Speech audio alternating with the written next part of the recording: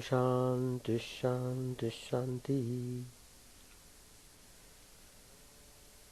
Om Stapakaya cha dharmasya Sarvadharmaswarupine Stapakaya cha dharmasya Sarvadharmaswarupine Avatara Varishtaya Ramakrishna Te Namah. Asato ma sadgamaya Tamaso ma jyotirgamaya Mrityorma mritangamaya.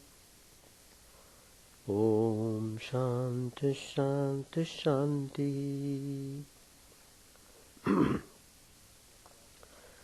Let us offer our salutations to Sri Ramakrishna, the embodiment of all religions, the Supreme God incarnate, who came to establish universal religion. Let us pray to Him to lead us from the unreal to the real, to lead us from the darkness of ignorance to the light of knowledge, to lead us from death to immortality. We have been studying Gospel of Sri Ramakrishna, where Sri Ramakrishna has given tremendous practical instructions for spiritual life.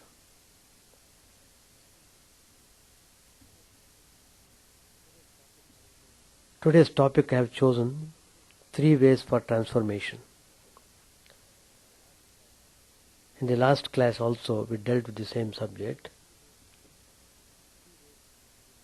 3 ways are given. One is Satsanga, Satpravachanam, Sarveshwara Chintanam. That is holy company, hearing good teaching, and thinking of the Lord of the universe. These are the 3 ways one should practice in life for transformation. In the last class we have dealt with the subject company of the holy. Today I am taking this second step, Satpravachanam.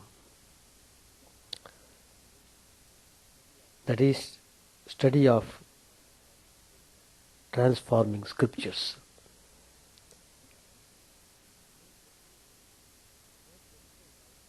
Both material life and spiritual life are open to us. Whatever we want, we get it.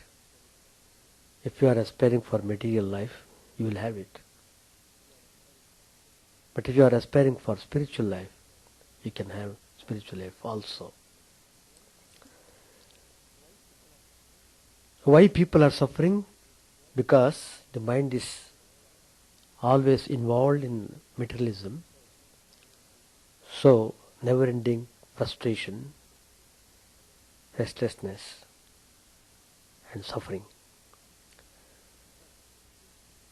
But in spiritual life, a person practicing qualities, virtues in life, aspiring for the realization of the reality, he gets peace, happiness, and bliss. Such a person will be free from all suffering. So worldly life, it appears glamorous, though It gives some kind of happiness, but it is not real. It is always followed by some sort of pain. But in spiritual happiness, it is perfectly clear, and all the spiritual masters have declared that this human life must be used for realizing the divine.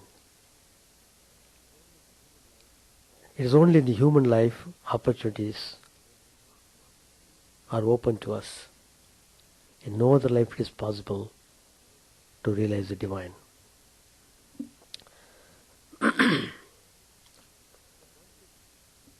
But one should properly educated in spiritual ideals. Without knowing, you will not be able to practice. So in that sense, study of scriptures is very important, and it paves the way for transformation. At the outset, we must seriously aspire for realizing the truth. That should be there, then everything follows.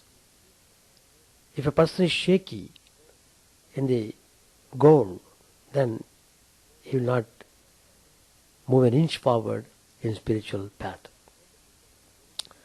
Everything must be very clear. In spiritual life, one must be thoroughly analytical. Everything has to be understood clearly and practiced. So practice plays a very important role in spirituality. Without practicing the spiritual ideals, spiritual life is not possible. So, Sat Pravachanam, the scriptures point out the source of the universe, what is the reality behind the universe, what is the nature of the Atman, the individual soul, what he should aspire for, and how should he get into that spiritual abode of the divine. All these things are very clearly, emphatically stated in the scriptures. These scriptures are not like ordinary scriptures in the worldly sense. They are all revelations of the saints and sages who have realized the truth through hard practice of spiritual disciplines. So, in spiritual life also, study of the scriptures forms a part of discipline. One has to constantly study scriptures. Supreme Paramatman is the light of this universe. The inner light that shines in our heart, and the great light, Atma Jnana, realization of the self, that illumines the Jiva, embodied being, and bestows to it freedom and immortality. The spiritual and dharmic literature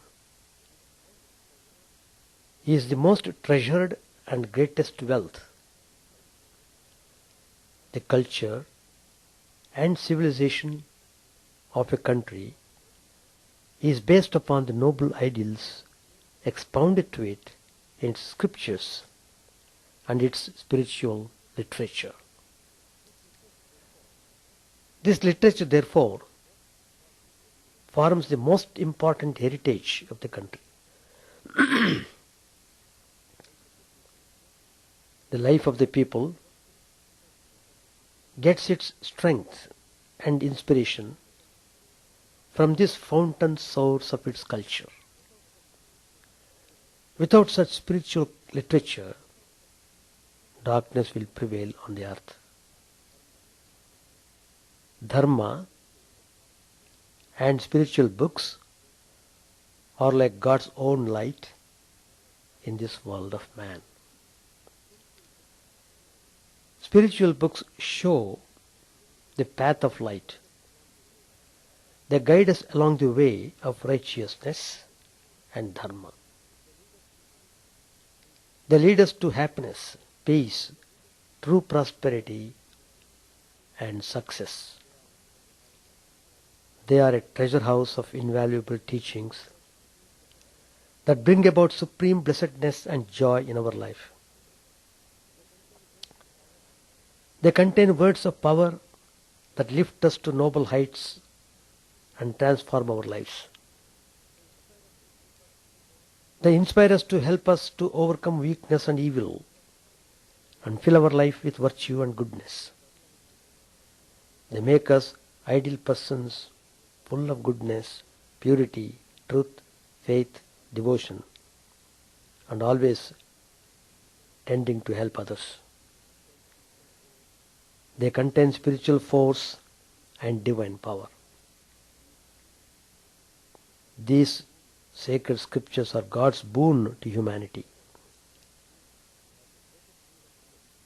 They are the greatest need of today, when the world is suffering due to its going to wrong path and neglect of faith, devotion and worship.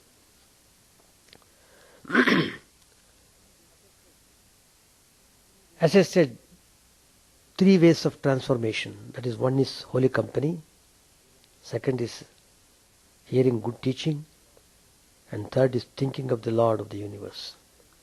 All these 3 are very important. So we are dealing with the second one, good teaching, hearing and practicing, which is very important. So, the holy literature and spiritual books serve an important and significant purpose. They draw the attention of all people to the treasure they have within easy reach. They introduce them to their real friend in need and companion in life, who will always guide them from day to day, giving strength and consolation and light. They also effectively awaken them to the rich heritage that they possess and the great and lofty use they can make of them, and attain true peace, happiness and success in life. They bring a new light and a new uplifting and ennobling power into their lives. You take up spiritual life, practice purity, develop nobility, draw inspiration from the saints and sages by regular daily study of their spiritual teachings. We should read spiritual literature systematically, without fail, just as we take food daily. Such reading and daily study will prove to be our most profitable occupation. It will enrich our lives here with peace, poise and joy.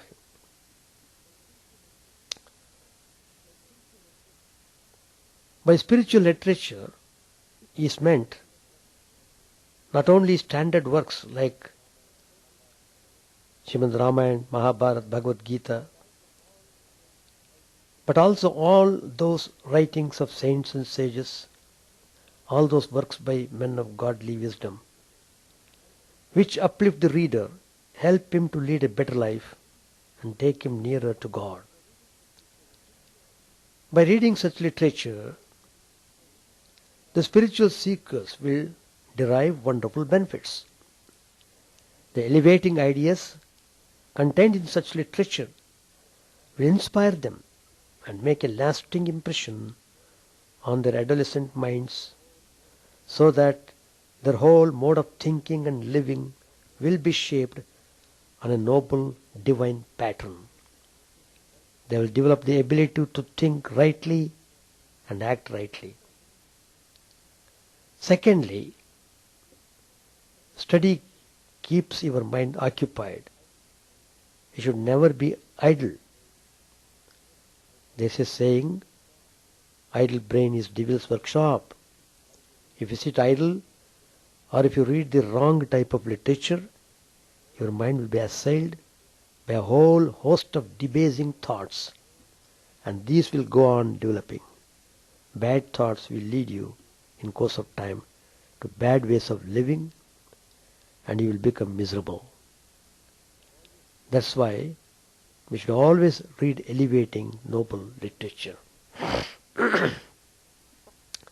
Thirdly, constant study develops your mental capacity and power of grasping finer ideas. You will develop a higher degree of concentration, which will help you in whatever profession you may choose in later life.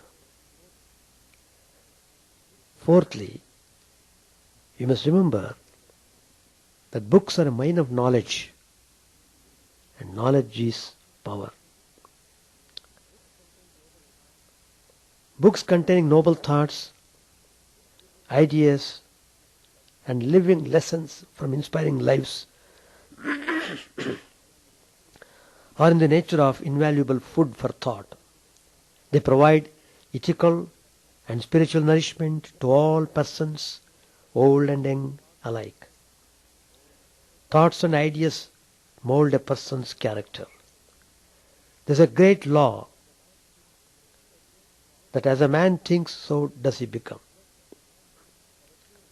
Thus, by regularly reading pure and great books written by noble and godly persons, the mind is filled with pure and sublime ideas. These help to transform you into noble persons with lofty character and godly nature. Thus, study of such books becomes the basis of a noble and glorious spiritual life. There is a permanent treasure house of divine wisdom in the form of the great scriptures, which are the wealth of all mankind. The Upanishads, the Bhagavad Gita, and other books form such lofty literature to which everyone can turn for daily inspiration and draw strength, light and guidance. Spiritual books transform the life of a person by imparting true knowledge and opening his eyes to the true purpose of life. These days, even when a person has highest material education, he is ignorant of the real purpose of life. It is not that life is meant for just using it in a pleasurable way and finally end up with nothing in achievement. The real achievement is the realization of the truth. So we have to really focus on that point. That should be our goal. And all our efforts should be to realize that goal. So, the material education entangles one in material life of never satisfying material pleasures, ending in some kind of restlessness, discomfort, and disturbed state of mind. There is not a single person living a material life who is free from disturbedness of the mind. The man searches in vain for happiness in wealth and pleasure, without understanding that both wealth and pleasure are perishable. That means material wealth, material joy. So spiritual books tell such a person, it tells to such a person that lasting happiness cannot be had in perishable objects, but can be had only in God. They will point out that real life consists not just in eating, drinking and sleeping and procreating. Even animals perform these functions. Man has a far higher purpose in life. It's man's privilege to seek and achieve perfection through God realization.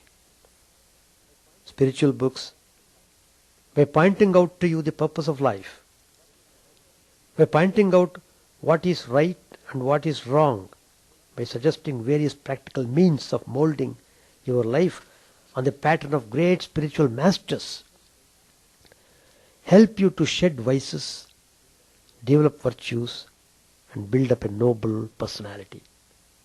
So doing and undoing, both are in our hands. So human life is the opportunity for performing properly and reaching the spiritual goal. They teach you to make a success of your life by living for the true goal of existence. They endow your life with a rich meaning and save you from the temptations of petty and base things by constantly keeping before your vision the inspiring picture of a high ideal. These spiritual books contain words of authority and power derived from a higher source, and this infuses the sincere reader with inner strength and provides him with a powerful urge towards a progressively nobler and better life. Thus, though silent, they are yet dynamic life transformers.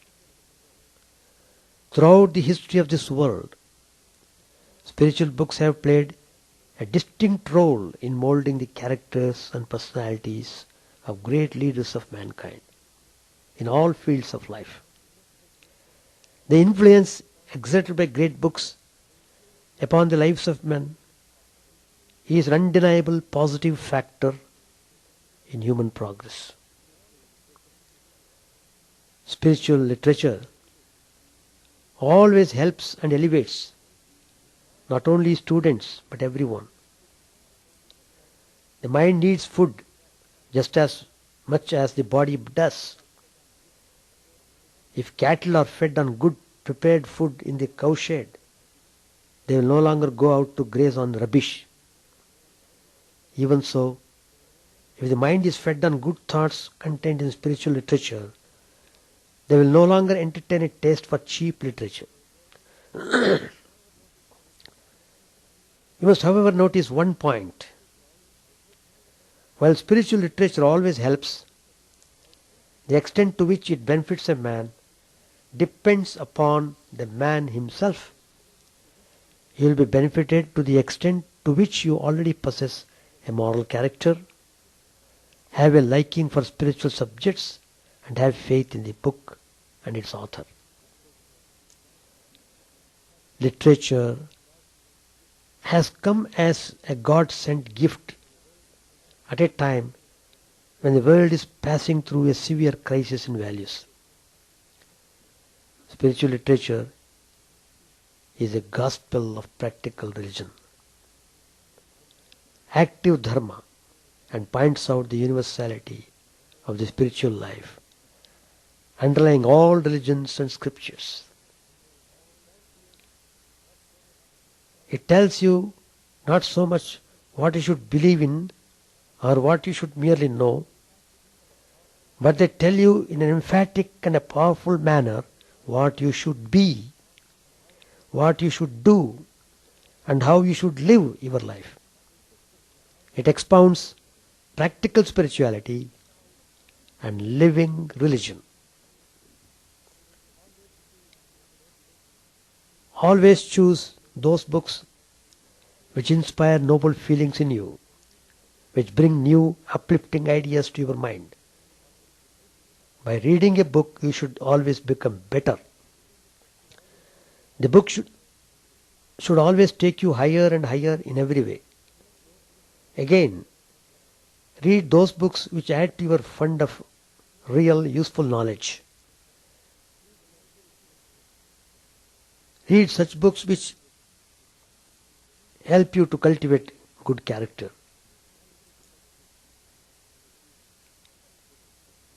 And you must read such books that teach on mind control and the cultivation of virtues. Everything has to be earned through practice. Nothing comes without any practice. Repeated swadhyaya, that is, study of spiritual literature, is necessary. Take a nail, for example, and try to hammer it somewhere in one stroke. The whole of the nail will not go in. You'll have to hit it repeatedly, several times, before it gets in well. Also, if you wish your body to grow or a plant to grow, you don't simply feed or water it once and sit quiet. You have to take nourishment daily. You water the plant daily. You do this day after day without fail. Similar is the case with study of spiritual literature. It's only by daily reading that the ideas will get deeper and deeper into your mind. The mind will be gradually purified. Study of sacred scriptures like Bhagavad Gita set up beneficial vibrations and thought currents in your mind. They will shape your life nicely, and you will also gradually become a great hero like Arjuna or Bhishma or Hanuman by constantly dwelling on the noble virtues.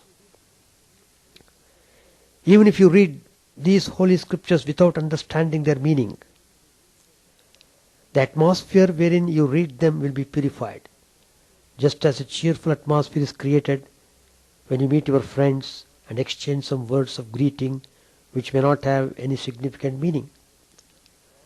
Reading of scriptures is always good, and when it is done with knowledge of the meaning, the benefits are increased manifold. Moreover, as you breathe fresh air regularly, constantly and continuously, in order to sustain your prana, and similarly eat food daily, month after month, and year after year, in order to nourish your physical body, even so, you must understand that the moral and the spiritual being of man need to be given their own nourishment.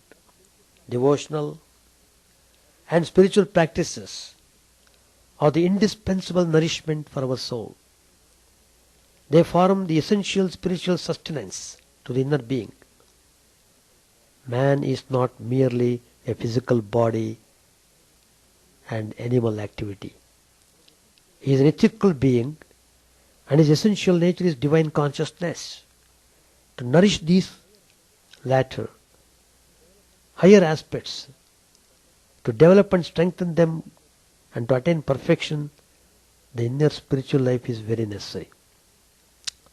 Swadhyaya, or daily reading of spiritual books, forms an important and indispensable item in this inner spiritual life.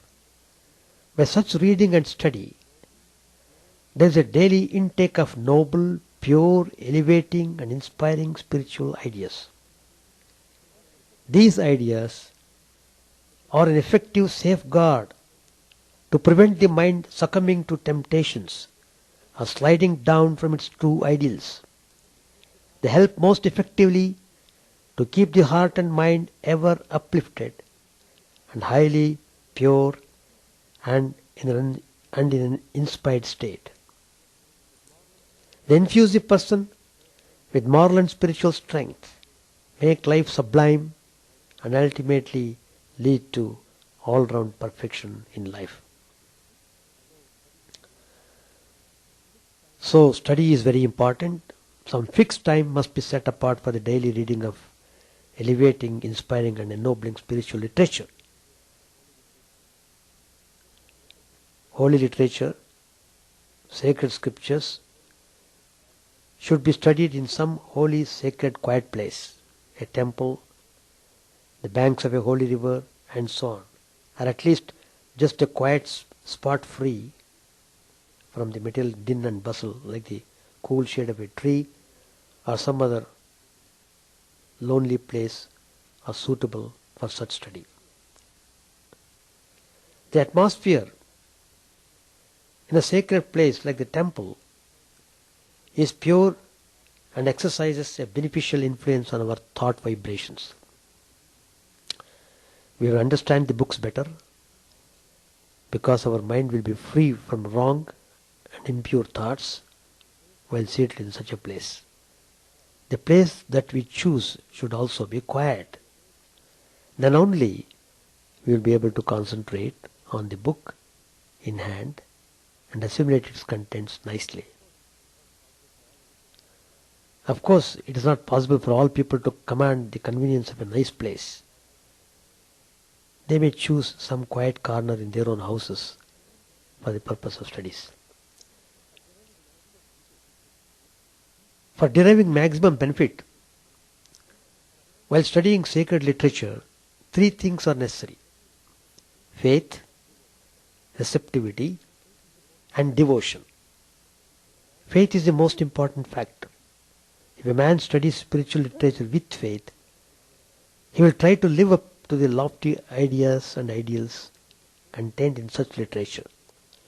It is faith which makes possible what is otherwise impossible. Without faith, full benefits cannot be derived from the reading of any spiritual book. But, however, the very reading of spiritual books creates faith in those who might have formerly lacked firm faith in spiritual matters. Thus, though these 3, faith, receptivity and devotion, may be said to be necessary to derive the fullest benefit from study of spiritual literature, yet they are not so indispensable as to render such study useless in their absence. Many a time, these qualities themselves emerge as results from study of spiritual books. Therefore, while such attitude of mind is desirable for spiritual study, yet even those devoid of such attitude should engage themselves in the study of pure and inspiring spiritual literature. The right attitude and the necessary faith and devotion will develop gradually. There is a saying, those who came to scoff remained to pray. Even so, those people who read sacred literature with curiosity and critical spirit in the beginning, later on become devoted to their regular study. Such is the holy influence of sacred books. What is very important is one should be really sincere and serious about spiritual life. Then only things work, otherwise not. During the time of study, an attitude of receptivity should also be maintained. Spiritual literature should not be read in a casual manner as newspapers are read. Spiritual literature should be read with attention, since the object of reading here is not just to while away the time in a pleasant manner, but to absorb the teachings and mold our very lives on the pattern of those teachings. Also, an attitude of devotion, an attitude of reverence for the book and its author should be maintained while we are engaged in Swadhyaya. Otherwise our study may degenerate into mechanical, parrot-like reading. Feel the blessedness of such study. Be aware that you are enriching yourself thereby. Then you will derive maximum benefit. So, study of scriptures play a very important role in transforming our life. The purpose of the scriptures is only one. What is that? To draw the minds of men to God. That's the only purpose of the scriptures. If a person's mind is drawn to God, he will experience infinite bliss. The Upanishads are the most wonderful books. They are a concise statement of all the great truths of the universe. Every line is the expression of a mind that has realized. Those who gave them out had realized God, had realized the divine truth, and he who has realized God is the same as God himself. Those great seers were the embodiment of purity, so they were able to perceive all truth. Scriptures point out how to reach God. The aim of the scriptures is to teach people how to develop the spirit of renunciation. Instead of sitting idly, waiting for an illumined soul to become your guru, make an effort to do these three things which are necessary for spiritual life. 1. Contemplate God. 2. Study the scriptures. And 3. Associate with the holy. Renunciation really means not desiring anything of the world, desiring to realize the truth. The whole mind, 100% mind must be focused on this one pointed goal, realization of the truth. That is called renunciation. So mind is not diverted to any other thing except that. Mind doesn't want, I don't want anything else. I want only realization of the truth. Those who are attached to objects of the senses have to learn detachment through experience, and for them the scriptures have advocated the second course of living in the world, but not being of the world.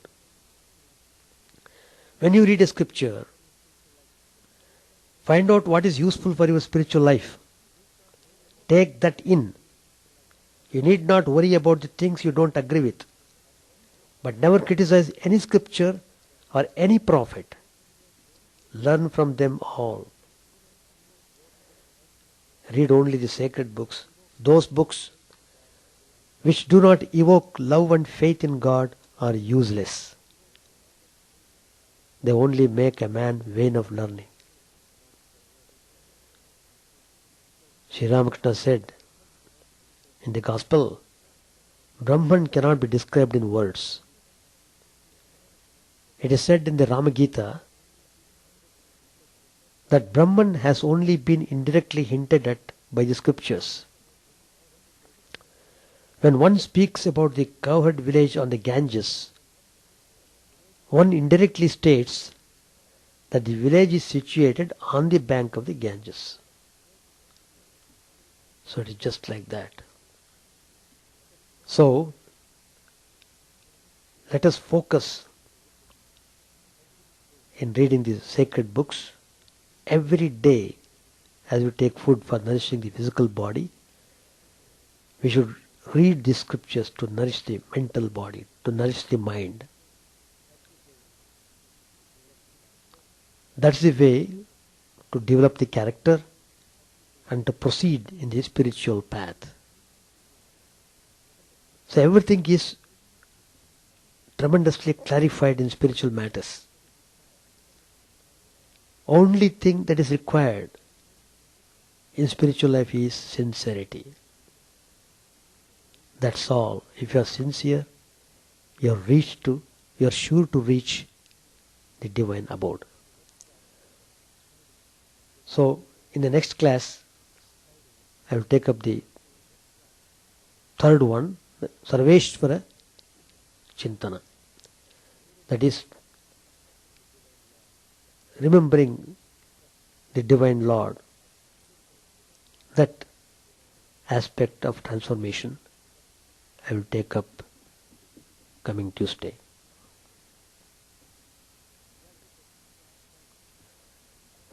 Do you have any questions to ask for? You're welcome.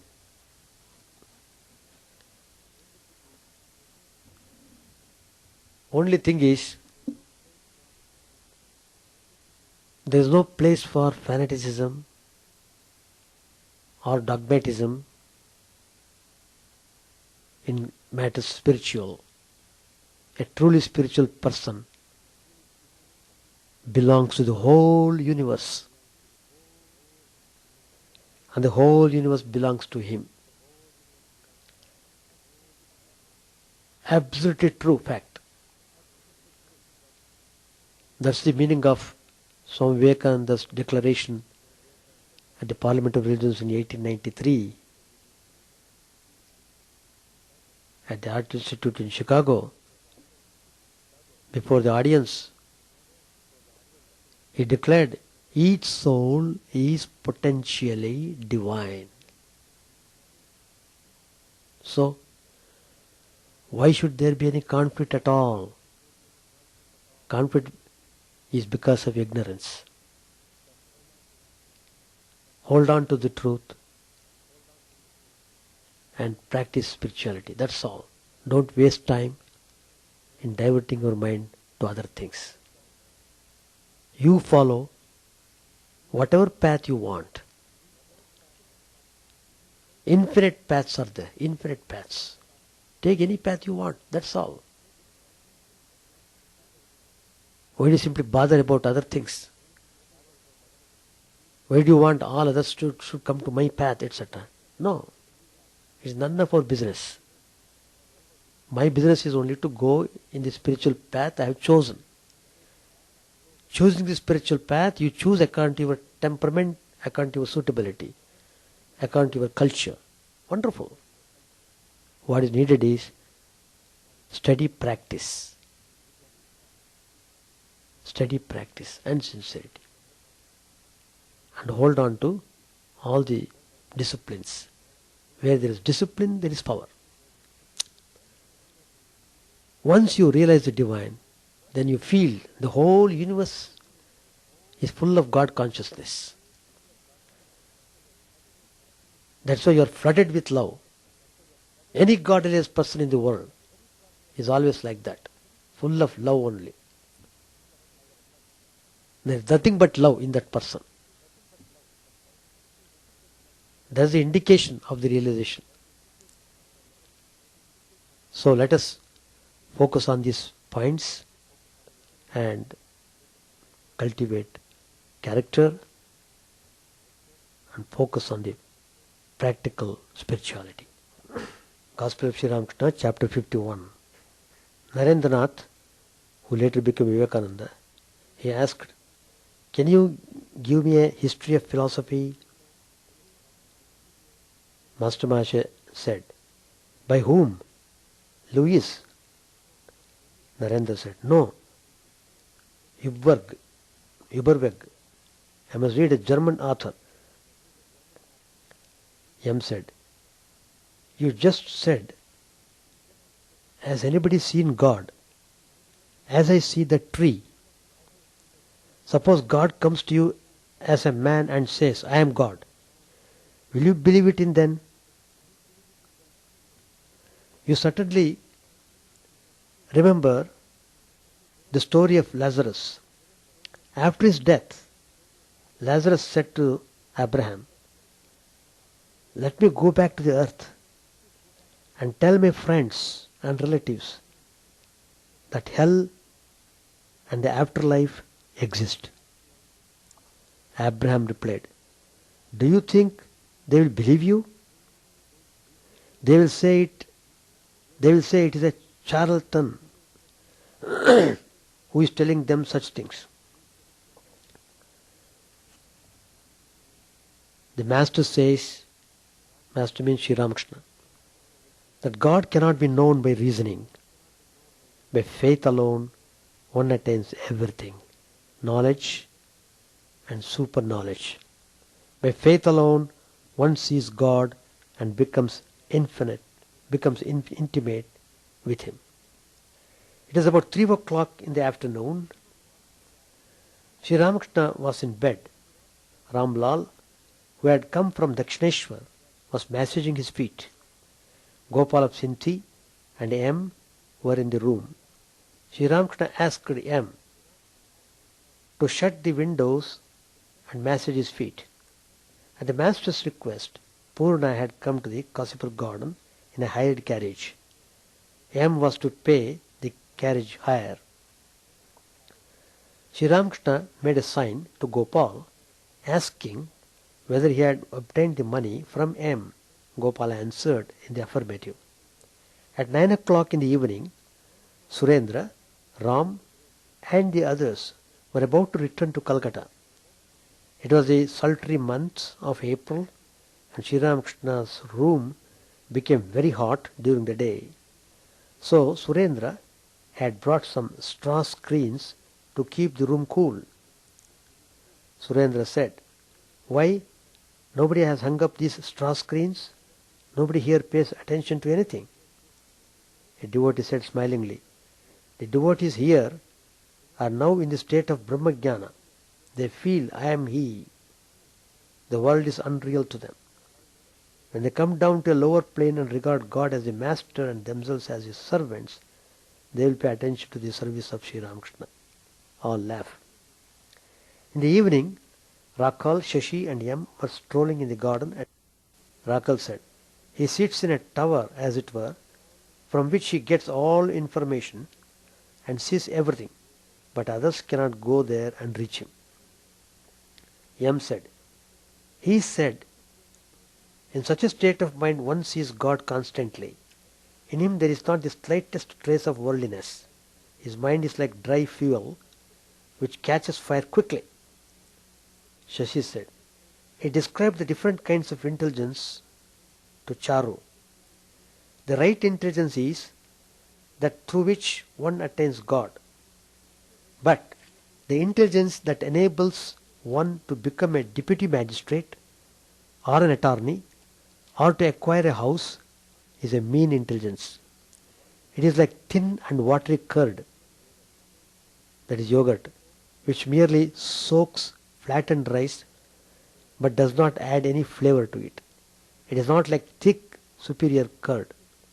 But the intelligence through which one attains God is like thick curd. Let us stop here.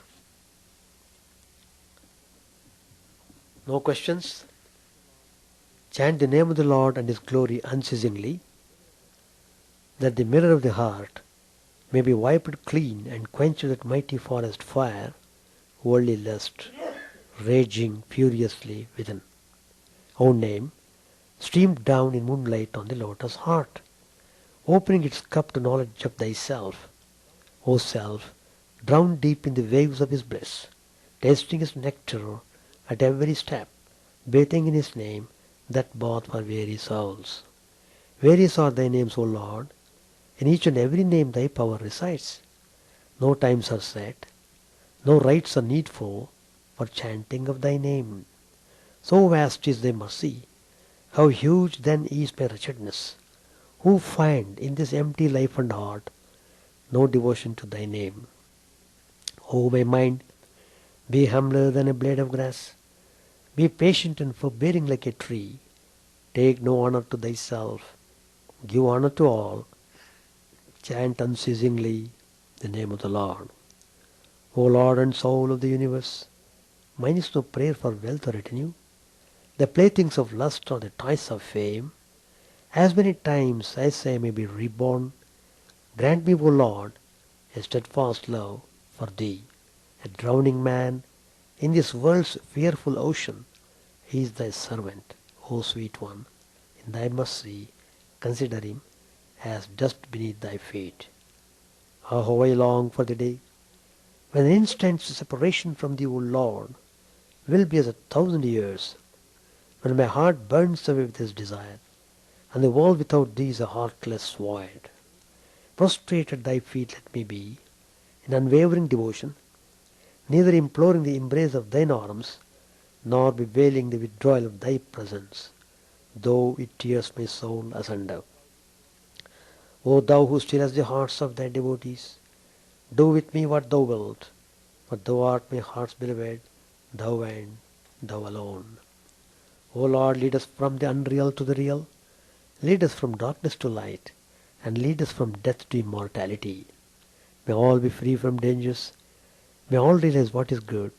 May all be actuated by noble thoughts. May all rejoice everywhere. May all be happy. May all be free from disease. May all realize what is good. May none be subject to misery. May the wicked become virtuous. May the virtuous attain tranquility. May the tranquil be free from bonds. May the freed make others free. May good betide all people. May the sovereign righteously rule the earth. May all beings ever attain what is good. May the worlds be prosperous and happy. May the clouds pour rain in time. May the earth be blessed with crops. May all countries be freed from calamity. May holy men live without fear. May the Lord, the destroyer of sins, the presiding deity of all sacred works, be satisfied.